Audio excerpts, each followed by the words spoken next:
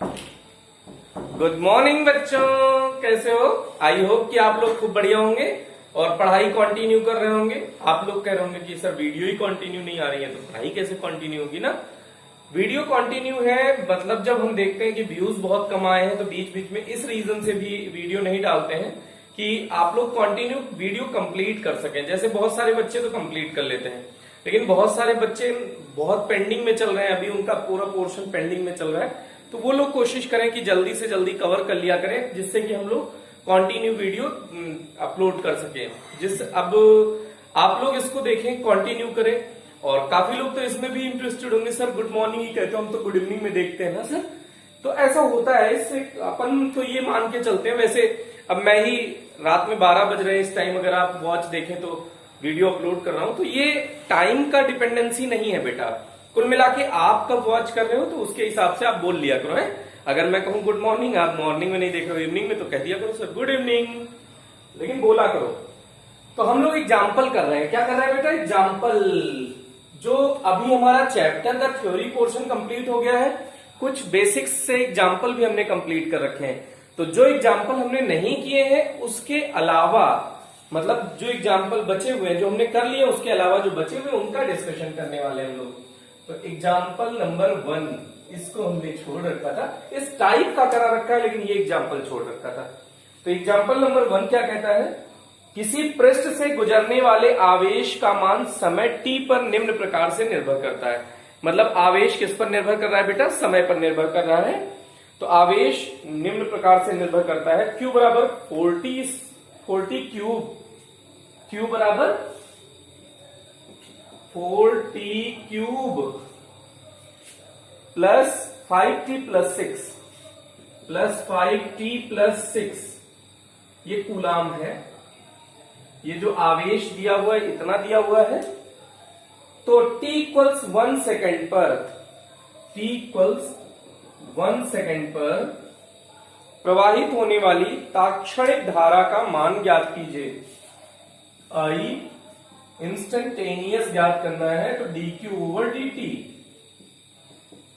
समय के सापेक्ष आप अवकलन कर दीजिए, तो d ओवर dt, इसको q के प्लेस पे रख दीजिए। 4t cube plus 5t plus 6। जो बच्चे नए हैं, जिन्होंने अवकलन अच्छे से नहीं पढ़ रखा है, उनके लिए हम बता रहे हैं बेटा, x की पावर n का अवकलन होता है जो खोपड़ी पे होता है आगे आ जाता है, जो खोपड़ी पे होता है आगे आ जाता है, खोपड़ी में से एक घट जाता है।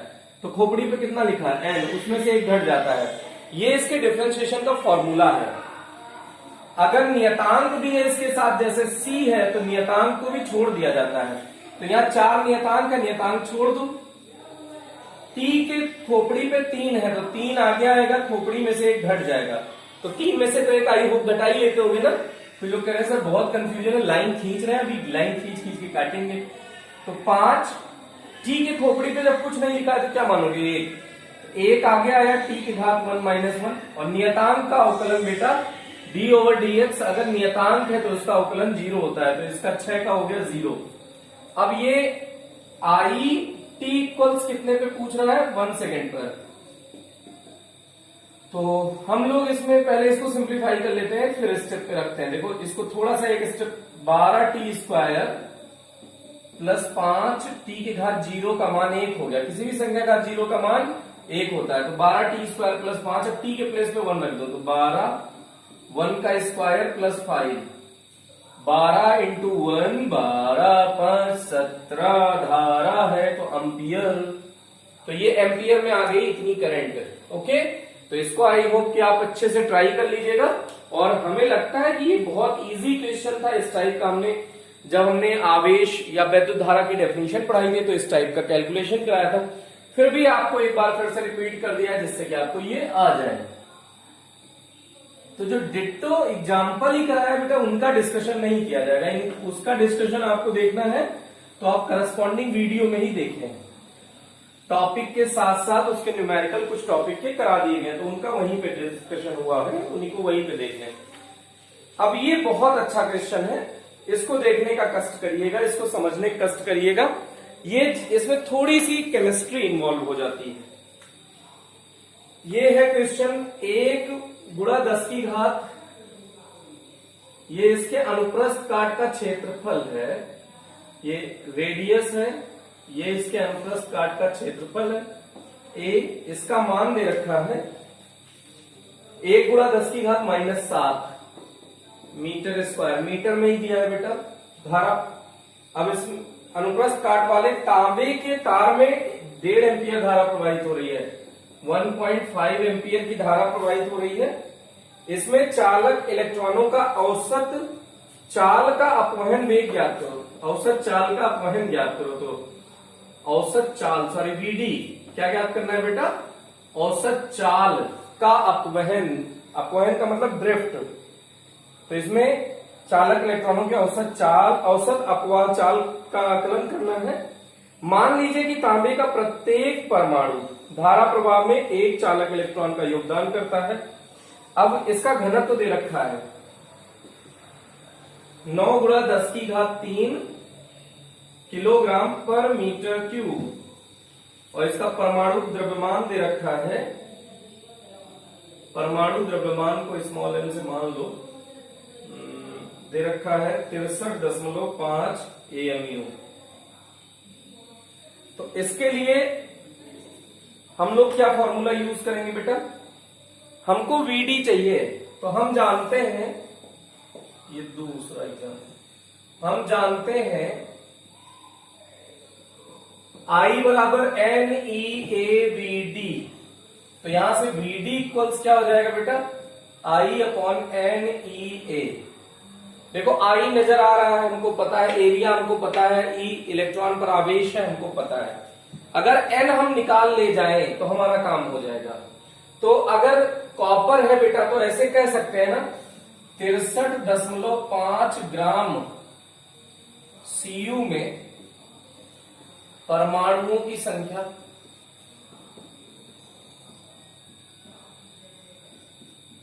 अवगाद्रो संख्या के बराबर होती है, ये आप जानते होंगे। जैसे 1H2 लिखा है तो इसका मतलब 2 ग्राम हाइड्रोजन में परमाणुओं की संख्या अवगाद्रो संख्या के बराबर। ऐसे लिखा है 2He4 तो 4 ग्राम में परमाणुओं की संख्या अवगाद्रो संख्या के बराबर। तो इसका मतलब यही होता है बेटा। तो इसका मतलब है, इसका परमाणु द्रव्यमान दे रखा है 63.5, तो 63.5 ग्राम में परमाणुओं की संख्या कितनी हो जाएगी? अवगाद्रो संख्या के बराबर। तो 1 ग्राम में क्या हो जाती है? Na/63.5। तुम्हारे पास है कितना घनत्व? घनत्व का मतलब होता है, घनत्व बराबर होता है द्रव्यमान बटे आयतन। लेकिन अगर आपसे कह रहा है एकांक आयतन में, ये स्मॉल n क्या होता है बेटा? एकांक आयतन में। आयतन क्या हो? एकांक आयतन में।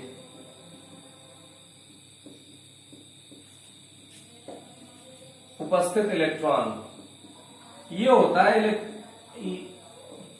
n। तो रो का मान दिया है 9 गुणा 10 की घात 3, 9 गुणा 10 की घात 3, ये है किलोग्राम पर मीटर क्यूब। ये द्रव्यमान हो गया बेटा, अगर एकांक आयतन का है तो इसको थोड़ा सा सिस्टमेटिक लिख लो, किलोग्राम को ग्राम में बदल लो तो 10 की घात 6 ग्राम हो जाएगा। अगर एकांक ले लो तो ये द्रव्यमान ये भी है। तो हमारे पास जो टोटल द्रव्यमान दे रखा है वो कितना है? तो 9 गुणा 10 की घात 6 ग्राम में Cu परमाणु की संख्या।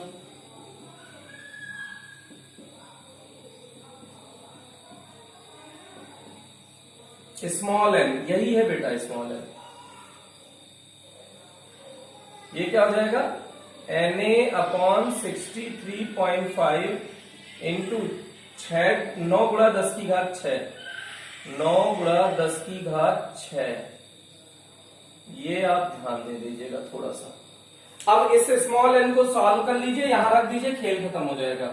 तो स्मॉल n बराबर क्या है? Na की वैल्यू 6 गुणा 10 की घात 23, 9 गुणा 10 की घात 6, 63.5। 63.5 तो ऐसे काट दीजिए, 6 कम 6 या 3 से काट दीजिए, 3 दूनी 6, 3 दूनी 6, 3 3 दूनी 6, 3 एक कम 3, 3 दूनी 6, लगभग ये आ गया। अब 2 से काटेंगे तो ये क्या बचेगा, काट दीजिए। 2 से काटेंगे तो 2 10 और 10.6 आएगा ऐसा कुछ। अब इसको 9/10.6, 10.69, तो 3 से काट दीजिए, देखिए कुछ करीब करीब आएगा। 3 तिया 9, 3 तिया 9 और 1, 3 पचे 15, 3 से फिर काट दो, 3 एक कम 3, 3 दूनी 6, लगभग ये 1/1.2 आ गया। तो इसको अगर हमने सॉल्व कर लिया तो 1/1.2 इंटू 10 की घात 23 6 29, ये दशमलव हटाएंगे आप, ये 0 हो जाएगा। एक 0 यहां से भी बुला लो चाहे ऐसे ही। 12 8 96, 4 बचा, 4 40 हो गया, 12 चौक 48, 12 3 36, ये 12 चौक 48 करीब करीब, क्योंकि ये थोड़ा हमने कम भी लिखा है ना, तो ऐसे लिख लो 0.84 इंटू 10⁻29। तो ये क्या आ जाएगा n का मान बेटा, n का मान 8.5, n का मान हो जाएगा 8.4 इंटू 10⁻28, ये n मिल गया बेटा। ये सारा मशक्कत n में है, फिर से देख लीजिएगा। क्या कह रहा था, 63.5 ग्राम दे रखा है, तो 63.5 ग्राम जो उसका परमाणु द्रव्यमान है, उसमें उपस्थित परमाणुओं की संख्या कितनी होगी, तो अवोगाद्रो संख्या के बराबर। तो एकांक में अवोगाद्रो अपॉन 63.6, लेकिन जो घनत्व तो दे रखा है वो मीटर क्यूब, किलोग्राम पर मीटर क्यूब, उसको हमने ग्राम पर मीटर क्यूब में कन्वर्ट कर लिया। लेकिन आयतन तो एकांक होता है ना, स्मॉल n बराबर क्या होता है, एकांक आयतन में उपस्थित। तो अगर एकांक हो जाए तो ये द्रव्यमान हो जाएगा ना बेटा जो हमारे पास है। तो 9 × 10 की घात 6 ग्राम में कितने हो जाएंगे, तो 9 × 10 की घात 6 में ये आपने निकाल लिया 8.4 इंटू 10⁻28। अब ये कह रहा है कि हर कॉपर का परमाणु एक ही इलेक्ट्रॉन का योगदान करता है। ये अभी आपको निकला है परमाणु की संख्या, किसकी संख्या, परमाणुओं की संख्या, यही आपको पता चला है। अब आप क्या निकाल लेंगे, दिया है प्रत्येक Cu परमाणु एक इलेक्ट्रॉन का योगदान करता है। तो जो परमाणुओं की संख्या हो जाएगी वही इलेक्ट्रॉन की संख्या। तो एकांक आयतन में उपस्थित इलेक्ट्रॉन की संख्या n बराबर वही हो जाएगा 8.4 इंटू 10⁻28, ये हो गया बेटा। अब मान रख दो इसमें VD में, सारे मान रखो, आपको आंसर मिल जाएगा। यहां थोड़ी सी जगह चाहिए थी। अब यहां पे इसको समीकरण 1 मान लीजिए, प्राप्त मान समीकरण 1 में रखने पर, अगर समीकरण 1 में रखते हैं आप, तो VD बराबर देखिएगा, VD बराबर I कितना है 1.5, N कितना आपने निकाला है 8.4 इंटू 10⁻28, इलेक्ट्रॉन पर आवेश कितना होता है 1.6 × 10 की घात -19, और एरिया दिया है 10 की घात -7। अब इसको करीब करीब देखो, इसे उड़ाओ, करीब करीब ये दोनों बराबर ही है। अब 1/8.4 बचा है, घात इकट्ठी कर लो बेटा, तो 28 और 19 और 7 26, ये 10 की घात -26, 10 की घात +28, तो 10 की घात -2 ऊपर चला जाएगा, और ये बचेगा 1/8.4, दशमलव हटाओगे 0 बढ़ेगा इंटू में। अब इसको थोड़ा सा सिंप्लीफाई कर लीजिए, 84 अगर एक बार ले जाएंगे तो भी कम पड़ रहा है, पॉइंट लगा दीजिए, एक बार गया ये 100 हो जाएगा, 84 तो 16 बचा, जीरो लगा दीजिए, लगभग 2 बार जाएगा, तो इंटू 10⁻⁻², तो 10 से गुणा कर दीजिए, 10 से भाग कर दीजिए, तो 1.2 गुणा 10⁻⁻3, तो 1.2 मिली एम्पियर, सॉरी मीटर पर सेकेंड, इसको क्या कह सकते हो, मीटर पर सेकेंड, इसमें इसका वेग आ जाएगा 1.2 मिलीमीटर। अगर ये 10⁻⁻3 है तो मिलीमीटर, और नहीं तो 1.2 गुणा 10⁻⁻3 मीटर पर सेकेंड कह लो, और या फिर कह दो 1.2 गुणा 10⁻⁻3 हटाना हो तो मिलीमीटर पर सेकेंड कह सकते हो।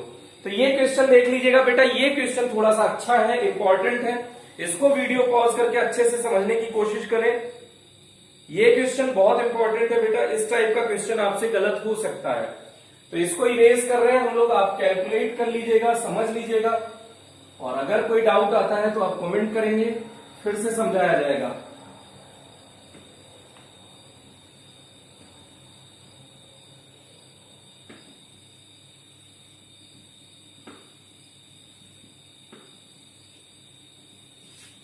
अब इसके बाद का देखिएगा, हाइड्रोजन परमाणु में एक इलेक्ट्रॉन किसी कक्षा में है, मान लीजिए हाइड्रोजन परमाणु है किसी कक्षा में, जिसकी त्रिज्या 5.3 गुणा 10⁻⁻11 है।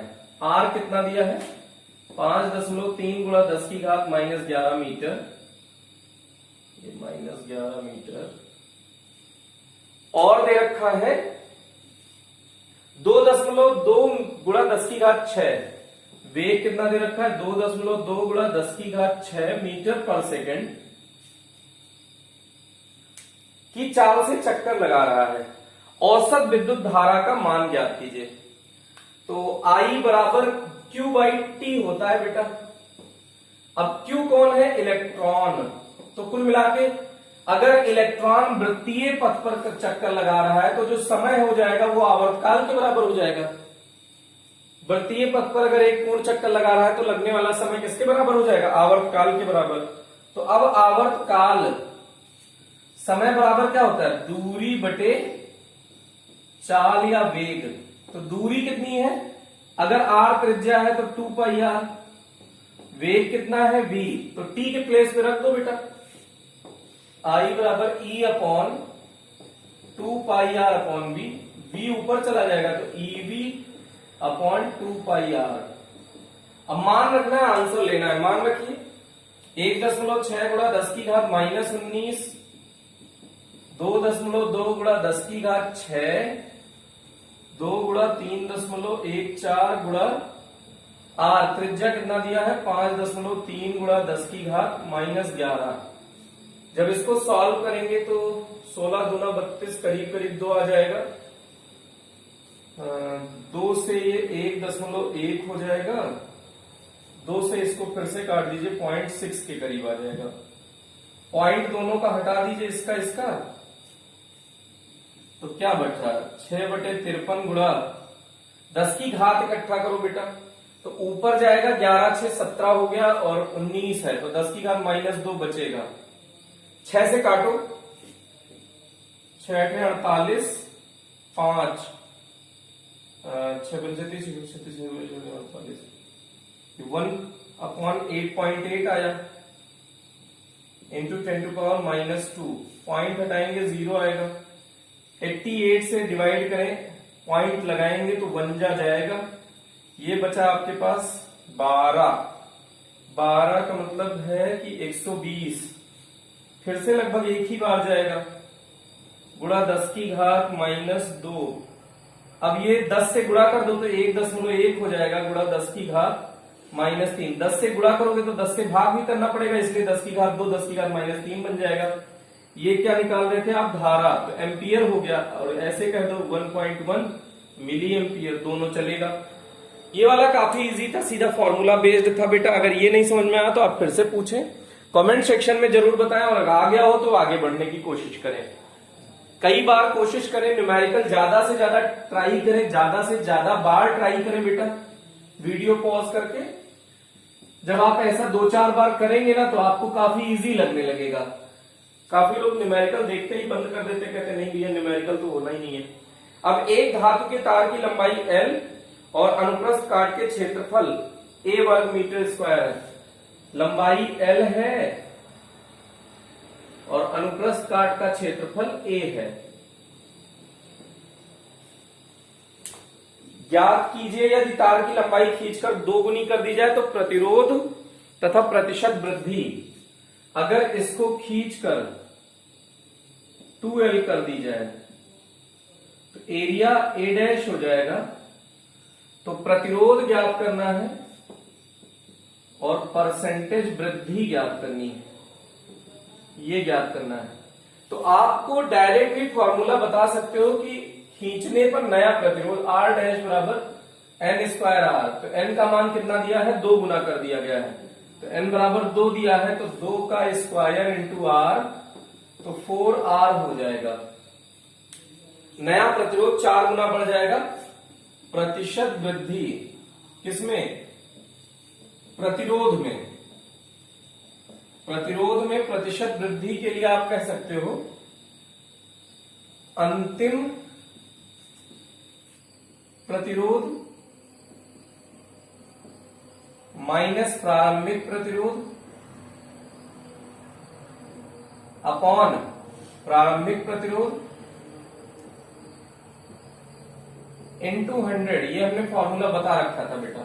अंतिम कितना आया है, 4R। पहले कितना था, R अपॉन प्रारंभिक प्रतिरोध है R इंटू 100। तो 4R में से R गया 3R बटे R इंटू 100। तो R से R कैंसिल आउट हो गया, 3 का 100 से गुणा होगा 300%। तो प्रतिशत वृद्धि कितने हुई प्रतिरोध में बेटा, 300% की वृद्धि हो गई प्रतिरोध में। तो ये आपने कर लिया होगा। तो नेक्स्ट आगे क्वेश्चन देखते हैं बेटा। इसको जल्दी से आप नोट कर लीजिएगा, वीडियो पॉज करके हम लोग इसको इरेज कर रहे हैं, नया क्वेश्चन की ओर मूव कर रहे हैं। ये ध्यान दीजिएगा, खींचा है बेटा, तो खींचने पे इसी तरह से N स्क्वायर R टाइम्स हो जाता है। एक कार्बन प्रतिरोध के प्रतिरोधक का मान R दे रखा है 62 गुणा 10 की घात 3 प्लस माइनस 5% ओम है। तो इसके वर्ण क्रम कोड का मान ज्ञात कीजिए। तो देखो 6 है तो इसका मतलब 7वें पे जाइए, BBROY ग्रेट ब्रिटेन। कितना हो गया, 1 2 3 4 5 6 7। ब्रिटेन ब्लू आ गया पहला। छठे पे जाना होता है तो हमेशा एक नंबर बढ़ा के जाइए, क्योंकि 0 इसमें होता है ना, तो पहले 0 होता है फिर 1, तो 6 कब आएगा, 7वें नंबर पे। तो 7वें नंबर पे ये कलर है पहले ब्लू। तो पहली पट्टी है ब्लू की, फर्स्ट पट्टी। अब दो का मतलब 3 पे जाइए, तो द्वितीय पट्टी किसकी है बेटा, रेड कलर की, लाल लिख सकते हैं। अब 10 की घात 3, मतलब ये 3 जाना मतलब 4, तो चौथे पे चाहिए ये वाला ऑरेंज। तो थर्ड पट्टी कौन सी है बेटा, ऑरेंज। और प्लस माइनस 5% के लिए क्या होता है बेटा, गोल्ड। तो ये इसका वर्ण क्रम हो जाएगा, कौन सा, ब्लू रेड ऑरेंज गोल्ड, नीला लाल नारंगी सुनहरा, हिंदी में अगर लिखेंगे तो। फिर उसके बाद नेक्स्ट देखिएगा, एक 4 ओम का है, x बराबर दे रखा है 4 ओम।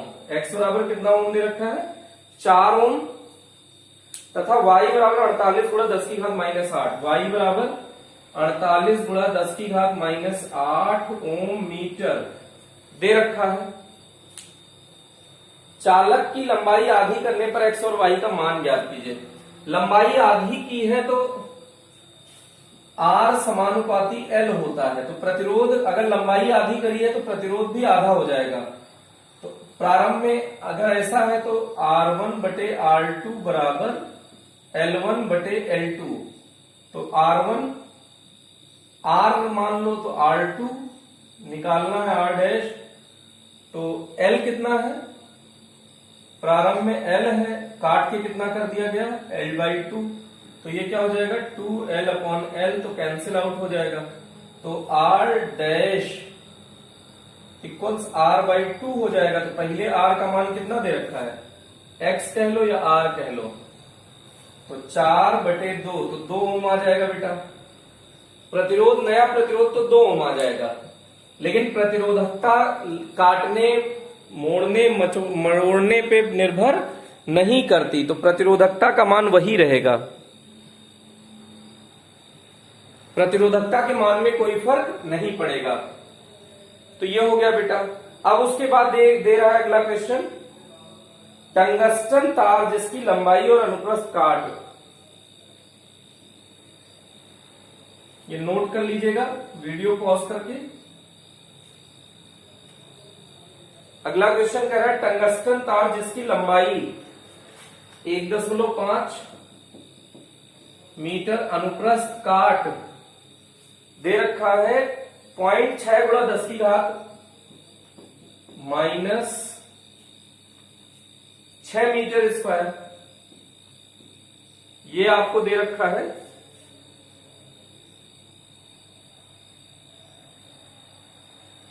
और उनके सिरों पर विभवांतर दे रखा है V बराबर 0.9 वोल्ट, 0.90 दे रखा है, तो उसको हमने 9 लिख दिया है। तार में वैद्युत धारा का मान ज्ञात कीजिए, प्रतिरोधकता इसकी दे रखी है, रो बराबर 5.6 गुणा 10 की घात -8, 5.6 गुणा 10 की घात -8 ओम मीटर है। तो तार में प्रवाहित धारा ज्ञात करनी है। अब यहां पे I बराबर V वोल्टता के रूप में ज्ञात करना है बटे R, लेकिन R नहीं पता है, तो हम जानते हैं R बराबर रो L बटे A। रो का मान पता है 5.6 गुणा 10 की घात -8, L दे रखा है 1.5, एरिया दे रखा है 0.6 गुणा 10 की घात -6। दशमलव से पहले तो दशमलव हटा दीजिए, 3 से काट दीजिए, 3 × 5 = 15, 3 दूनी 6, 2 से काट दीजिए, 2 दूनी 4, 2 8 16,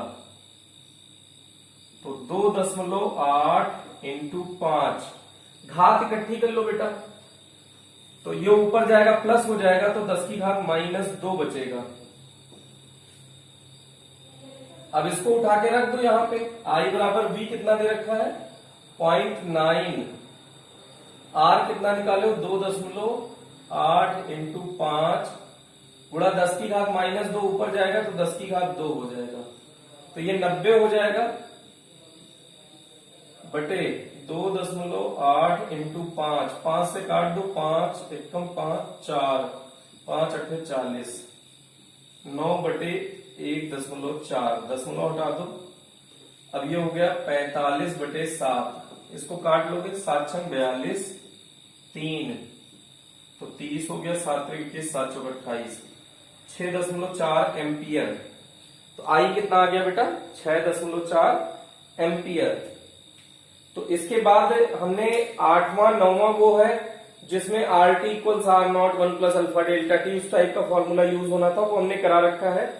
फिर इसके बाद प्रतिरोधों वाला हमने करा रखा है। फिर इसके बाद एक लास्ट क्वेश्चन हमने नहीं कराया, उसी को फिर से कर लेते हैं, बस खेल खत्म करते हैं। हाँ, थोड़ा बहुत अति लघुत्तरात्मक, लघुत्तरात्मक का भी डिस्कशन कर लेंगे। एक एक लाइन का क्वेश्चन है, तो इसमें बहुत अकल नहीं लगानी है बेटा। तो देखो, एक 220 वोल्ट और 100 वाट, इस टाइप का क्वेश्चन बहुत इंपॉर्टेंट होता है बेटा। ये कितना वोल्टेज लगा दिया गया है 220 वोल्ट, और इसका वॉट कितना है, पावर 100 वाट का बल्ब है। अब इसे 110 वोल्ट के स्रोत से जोड़ दिया जाए। अब इसे कितने से जोड़ दिया जाए, इसी बल्ब को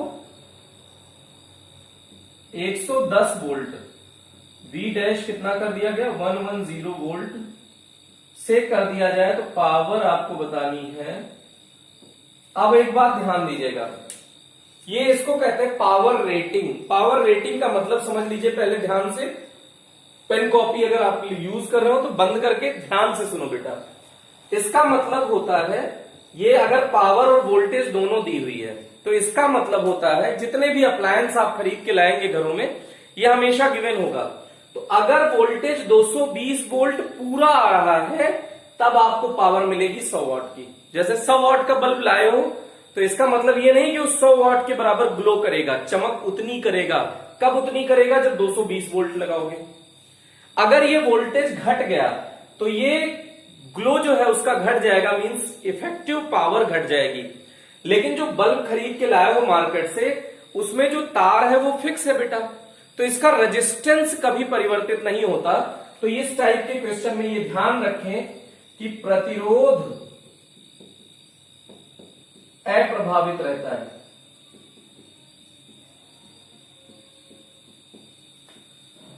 अगर उसको हमने वोल्टेज कम दे दिया है, देखिए 110 वोल्ट, तो पावर तो डिक्रीज होगी डेफिनेटली, लेकिन तो एक बात ध्यान रखिएगा कि प्रतिरोध परिवर्तित नहीं होगा। अगर यहां पे प्रतिरोध कुछ मान लेते हो R है, तो यहां पे भी प्रतिरोध कितना होगा फिलामेंट का? R ही होगा। तो इस कंडीशन से पहले आप R ज्ञात कर लो, उसमें रख दो। तो P equals V square upon R, ये फॉर्मूला होता है पावर का। R equals V square upon P। V square का मतलब 220 इंटू 220 बटे पावर P कितना है? 100। तो 0 से 0, 0 से 0, 22 दूना 44 के 4, 22 दूना 44, 4 48, तो 484 ओम। इस तार का प्रतिरोध इसका कितना है? जो ये इसमें फिलामेंट यूज हुआ है, इसका प्रतिरोध है 448 ओम। अब यहां पे आपको फिर से ज्ञात करना है P डैश। तो P dash equals V square upon R। V dash हो जाएगा, नया वोल्ट था तो V डैश अपॉन R, लेकिन R सेम रहेगा। तो V डैश कितना है? 110 इंटू 110 अपॉन R कितना है? 484। तो इसको थोड़ा सा सिंप्लीफाई कर लीजिए, 11 इंटू 11 लिख के 100 लिख लीजिए अपॉन 484। 11 से काट दो, 11 चौक 44, 4 आया, 11 चौक 44। 11 से इसको काट दो, 4 बार गया तो 100 बटे 4 मतलब 25 वॉट। अब इसका जो ग्लो होगा वो चौथाई हो जाएगा, मतलब जो पहले 100 वॉट के बराबर ग्लो कर रहा था, शक्ति दे रहा था, अब ये 25 वॉट के बराबर शक्ति देगा। तो ये बात ध्यान रखिएगा, इस टाइप का क्वेश्चन बहुत इंपॉर्टेंट है board as well as competition. तो अब देखते हैं, अगर ये क्वेश्चन आपने अच्छे से ट्राई कर लिया हो तो इसके बाद हम लोग आगे मूव करने जा रहे हैं बेटा। इस टाइप का क्वेश्चन बहुत इंपॉर्टेंट है, ये 10th में आपने कई बार किया होगा। अगर मिसकॉन्सेप्शन रहा हो तो यहां ये कॉन्सेप्ट क्लियर कर लीजिएगा। अब इसके बाद देखिएगा अति लघुत्तरात्मक। अति लघुत्तरात्मक में एक दो क्वेश्चन है जो 2-3 मिनट लेंगे, नहीं तो सब वेरी शॉर्ट टाइप। कौन सा डिस्कशन होने जा रहा है? Very short type. तो वेरी शॉर्ट टाइप में दिए गए VI ग्राफ में एक VI ग्राफ आपको दिया है बेटा। इसमें आपको ये दिया है 0.1, 0.2, 0.3, इसके करस्पॉन्डिंग वोल्टता दी है 2, 4, 6। ये VI ग्राफ आपको दिया हुआ है। तो प्रतिरोध का मान ज्ञात करना है बेटा। तो प्रतिरोध इक्वल्स होता है ढाल। प्रतिरोध होता है बराबर ढाल या प्रवणता। ढाल कह लो या प्रवणता कह लो, एक ही बात होता है। प्रवणता का मतलब आपको निकालना है tan थीटा, ये ध्यान रखिएगा। अब इसका मतलब एक त्रिभुज ले लीजिए कोई सा भी, ये हमने ये बनाया, आप कहीं से भी बना सकते हैं एक त्रिभुज। ये वाला एक त्रिभुज ले लीजिए, यहां एक त्रिभुज बना दीजिए, हम यहां एक त्रिभुज बनाए, कोई दिक्कत, कहीं से भी बना लीजिए। तो जो R होता है उसका formula delta V upon delta I। तो डेल्टा V, ये देखिए परिवर्तन कितना है 6 - 4, डेल्टा आई यहां से यहां तक 0.3 माइनस 0.2, तो ये कितना आया 2/0.1, तो दशमलव ऊपर जाएगा 20, तो 20 ओम इसका प्रतिरोध हो गया। इस ग्राफ में जो दिया गया है, ये जिसका भी ग्राफ है उसका प्रतिरोध 20 ओम है। धारा घनत्व का मात्रक लिखिए, दूसरा क्वेश्चन है, J बराबर I/A ampere per metre square. धारा घनत्व का मात्रक क्या हो जाएगा बेटा, एम्पियर पर मीटर स्क्वायर। अब इसके बाद नेक्स्ट देखिए, धातु की चालकता एवं धारा घनत्व में संबंध बताइए। J बराबर सिग्मा E, ये धारा घनत्व है, ये चालकता है, तो J और E में, J और चालकता में यही संबंध था, धारा घनत्व और चालकता में। तो ये इसका सूत्र हो गया। एक एक लाइन का ही क्वेश्चन है बेटा। अनोमीय डायोड के दो उदाहरण दे दीजिए, सॉरी अनोमीय प्रतिरोध के दो उदाहरण दे दीजिए, तो डायोड और विद्युत अपघट्य। अनोमीय प्रतिरोध कौन कौन सा हमने ग्राफ बनाया है, डायोड का बनाया था, विद्युत अपघट्य का बनाया था। ये रीजन क्या है, जिसमें ग्राफ एकदम सीधी रेखा ना मिले, मतलब ट्यूब कुछ भी घूम जाए, कुछ भी हो जाए, ऐसा सीधी रेखा ना हो, तो वो ओम के नियम का पालन नहीं करते। तो जो ओम के नियम का पालन नहीं करते उन्हें अनोमीय चालक कहते हैं। तो उसके लिए आपसे ये पूछ रहे हैं कि अनोमीय प्रतिरोध का दो उदाहरण बताइए। तो एक तो डायोड हो गया, एक विद्युत अपघट्य। तो इसका ऐसे हमने 3-4 ग्राफ बनवाया है, टॉर्च के लिए और इसके सब के लिए। सॉरी, वेरी शॉर्ट का ही डिस्कशन चल रहा है, ये ध्यान रखिएगा। फिर उसके बाद आपसे पूछा है, किसी धातु की प्रतिरोधकता की ताप पर निर्भरता बताइए। तो rho equals rho naught 1 plus alpha delta T. यहां डेल्टा टी तापांतर है बेटा, नहीं तो डेल्टा टी समय अंतराल समझ लेंगे आप। अल्फा ताप गुणांक, प्रतिरोध ताप गुणांक, अल्फा क्या है, प्रतिरोध ताप गुणांक। घनत्व रो प्रतिरोधकता है, रो नॉट प्रारंभिक प्रतिरोधकता है। तो rho equals rho naught 1 plus alpha delta T. तो इसके बाद देख लीजिएगा, ऐसे पदार्थ का नाम लिखिए जिसकी प्रतिरोधकता ताप बढ़ने पर घटती है। ताप बढ़ने पर घटती है, ये मिश्र धातुएं, वो सॉरी सेमीकंडक्टर्स होते हैं। तो इसका एग्जांपल क्या, सिलिकॉन और जर्मेनियम।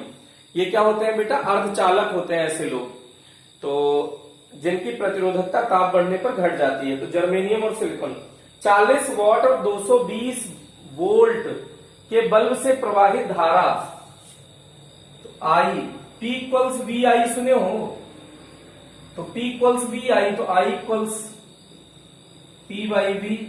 पावर इन्होंने दे रखा है 40 और 220 वोल्ट का।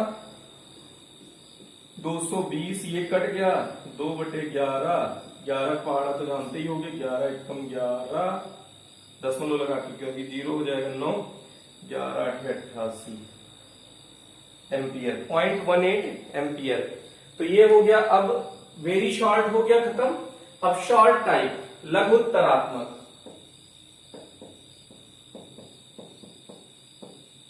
शॉर्ट टाइप, ये कौन सा पढ़ने जा रहे हैं बेटा, short type problems. Short type का देख लीजिएगा।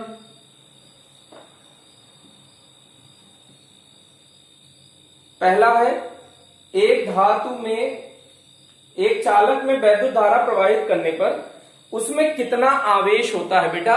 ये उदासीन ही तो रहता है, क्योंकि जितना इलेक्ट्रॉन प्रवेश किया निकला उतना दूसरे सिरे से प्रवेश किया। तो ये कॉन्टिन्यू इलेक्ट्रॉन का प्रवेश करना चालक में और इलेक्ट्रॉन का निकलना वो नियत रहता है। तो इसीलिए वो कैसा रहता है, उदासीन रहता है। तो इसका आंसर क्या है कि अनावेशित रहता है, क्योंकि कुल आवेश उसका शून्य होता है। तो चित्र में धातु की प्रतिरोधकता एक, ये 2 सेंटीमीटर है और ये 4 सेंटीमीटर है। इसकी प्रतिरोधकता ρ1 है और इसकी ρ2 है। एक ही चालक के हैं दोनों, ध्यान दीजिएगा, एक ही चालक पदार्थ से दोनों बने हैं। तो प्रतिरोधकता का अनुपात ρ1/ρ2 ज्ञात करना है। तो प्रतिरोधकता, अगर पदार्थ सेम है तो लंबाई बढ़ने से घटने से, मोटा बेलन लेने से पतला बेलन लेने से कोई फर्क नहीं पड़ता। तो 1:1 ही होगी, प्रतिरोधकता पे कोई फर्क नहीं पड़ता। तो प्रतिरोधकता जो पहले थी वही बाद में होगी, तो वो 1:1 आ जाएगी। ठीक है भाई। उसके बाद देख लीजिएगा, चित्र में दो सर्वसम सेल है, चित्र बना हुआ है। इसका विद्युत वाहक बल E है, एक और सेल लगा है, इसका विद्युत वाहक बल E है, और इसके साथ एक कैपिटल R प्रतिरोध जुड़ा है। ये चित्र है, दो सर्वसम सेल जिनके विद्युत वाहक बल समान है तथा आंतरिक प्रतिरोध नगण्य है, स्मॉल r नगण्य है बेटा, समांतर क्रम में संयोजित है, प्रतिरोध R से प्रवाहित धारा का मान ज्ञात कीजिए। अब इसमें अकल क्या लगानी है ये देखिएगा कि जब सेल समांतर क्रम में संयोजित होते हैं तो E तुल्य निकालना है। n सेल जब समांतर क्रम में संयोजित थे तो E तुल्य भी तो E ही था। यहां ध्यान दीजिएगा, अगर सेल श्रेणी क्रम में होते तो E तुल्य जुड़ जाता, लेकिन अगर सेल समांतर क्रम में होते हैं तो E तुल्य उतना ही रहेगा E के बराबर। अगर दोनों का विद्युत वाहक बल समान है तो प्रवाहित होने वाली धारा का फॉर्मूला होता है I बराबर E/R प्लस R, ये फॉर्मूला होता है। ये इन्होंने नगण्य कहा है, E तुल्य। तो I इक्वल्स क्या हो जाएगा, E तुल्य का मान E है और R है, E तुल्य है और R है, E/R हो जाएगा। तो I बराबर क्या हो जाएगा, E/R, सीधे सीधे यही आंसर। ठीक है बेटा, तो ये क्वेश्चन हो गया। इसके बाद नेक्स्ट क्वेश्चन देखिएगा, सेल के टर्मिनल वोल्टा विद्युत वाहक बल में अंतर, ये हमने बता दिया, अपवहन वेग की परिभाषा बता दी है। इसके बाद ये वाला क्वेश्चन अच्छा है, 8R प्रतिरोध का कोई तार वृत्त रूप में मोड़ा गया है, इस पूरे तार का प्रतिरोध है 8R, मतलब ये पूरा तार है, इसका प्रतिरोध है 8R। अब इसे वृत्त रूप में मोड़ दिया गया तो प्रतिरोध तो अभी भी 8R रहेगा बेटा, वृत्त रूप में मोड़ा गया। अब इसके सिरों, इसके व्यास के सिरों से प्रभावी प्रतिरोध, व्यास का मतलब यहां इसका आधा, बीचों बीच से आधा, इसके सिरे पर प्रतिरोध, मतलब A मान लो B मान लो। तो अगर ये पूरा 8R का है तो ये कितने का बचेगा, 4R का, और ये कितने का बचेगा, 4R का, क्योंकि बीचों बीच से ही तो जुड़ेगा बेटा। अब ये देखो दोनों क्या है, किसमें आ गए, समांतर क्रम में, तो 4R व 4R समांतर क्रम में है। तो R तुल्य क्या हो जाएगा, R1 R2 बटे R1 प्लस R2, तो 4R इंटू 4R बटे 4R प्लस 4R। तो ये हो गया, ऐसे रहने दो उसको, 4R इंटू 4R रहने दो बटे 8R। तो इससे ये 2 बार गया, 2 से इसको काट दो तो 2R आया, तो 2R ओम इसका तुल्य प्रतिरोध आ जाएगा। कितना R ओम आ जाएगा बेटा, 2R ओम तुल्य प्रतिरोध आ जाएगा।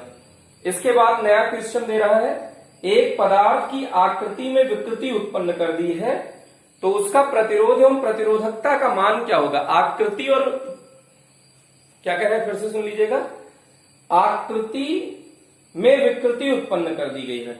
आकृति में विकृति, तो विकृति 2 प्रकार से उत्पन्न कर सकते हो, एक तो मोड़ के उसका ये अनुप्रस्थ काट बढ़ा दो,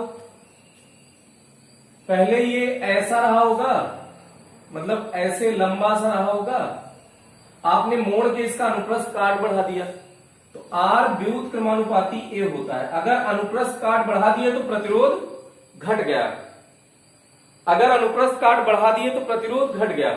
इसका दूसरा तरीका भी होता है, R समानुपाती L है, तो अगर लंबाई आपने बढ़ाई है तो प्रतिरोध बढ़ेगा, लंबाई घटाई है तो प्रतिरोध घटेगा। तो ये निर्भर करता है कि आपने उसमें विकृति कैसे उत्पन्न की है। खींच के विकृति उत्पन्न की है तब तो प्रतिरोध लंबाई बढ़ने से बढ़ जाएगा, अगर उसको विकृति ऐसे भी तो है, उसको मोड़ के डबल कर दिए, ट्रिपल कर दिए, मतलब एरिया अगर अनुप्रस्थ काट का क्षेत्रफल 2 गुना कर दिए, 3 गुना कर दिए, तो प्रतिरोध उसी हिसाब से घट जाएगा। तो ये है, लेकिन प्रतिरोधकता के मान पे कोई फर्क नहीं पड़ेगा, ये ध्यान दीजिएगा।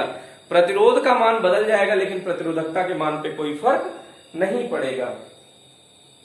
अब क्या सेलों के प्लेटों के मध्य विभवांतर जो है वो विद्युत वाहक बल से अधिक हो सकता है? जो विभवांतर है वो E से कभी अधिक हो सकता है? ये वाला सर बिल्कुल हो सकता है। ये कब आता था? जब आप सेल को चार्ज कर रहे हैं, तो चार्जिंग की स्थिति में, आवेशित करने की स्थिति में विद्युत वाहक बल है उससे टर्मिनल वोल्टता अधिक हो जाती है। ये है इसका तो आंसर क्या है? चार्जिंग की स्थिति में। तो इस तरह से हमने आज कुछ एग्जांपल्स का डिस्कशन किया, अति लघुत्तरात्मक और लघुत्तरात्मक का डिस्कशन किया। किसी भी डाउट के लिए कमेंट सेक्शन में बताएं। कोशिश करें आप आगे आगे क्वेश्चन को करते रहें और जो आंसर आता रहे कमेंट सेक्शन में लिखते रहें। तो आज के लिए इतना ही। Thank you. हंसते रहिए, मुस्कुराते रहिए और अच्छे से पढ़ाई करते रहिए।